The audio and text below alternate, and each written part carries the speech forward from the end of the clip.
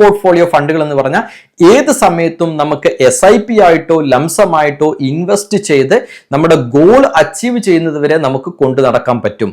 ഇങ്ങനെയുള്ള ഫണ്ടുകൾ നമുക്ക് മികച്ച റിട്ടേൺ ഓവർ ദ ഇയേഴ്സ് നമുക്ക് തരും. സോ ഇങ്ങനെ മാർക്കറ്റിന്റെ മൂവ്മെന്റിനനുസരിച്ച് ഈ ഏതൊക്കെ മ്യൂച്വൽ ഫണ്ടുകൾ എങ്ങനെയൊക്കെ ബിഹേവ് ചെയ്യുന്നു എന്ന് മനസ്സിലാക്കുന്ന ഒരു പാരാമീറ്ററാണ് market capture ratio. Market capture ratio base ചെയ്തുകൊണ്ട് മാർക്കറ്റിന്റെ ട്രെൻഡിനനുസരിച്ച് അപ് ട്രെൻഡ് ആവാം, ഡൗൺ ട്രെൻഡ് ആവാം, നമ്മുടെ മ്യൂച്വൽ ഫണ്ട് എങ്ങനെ പെർഫോം ചെയ്യുന്നു എന്ന് നമുക്ക് മനസ്സിലാക്കിയെടുക്കാനായിട്ട് പറ്റും. ഒരു എക്സാമ്പിൾ സഹിതം പറയാം. മാർക്കറ്റ് 1% മുകളിലോട്ട് പോയാൽ നമ്മുടെ മ്യൂച്വൽ ഫണ്ടും 1% മുകളിലോട്ട് പോകണം.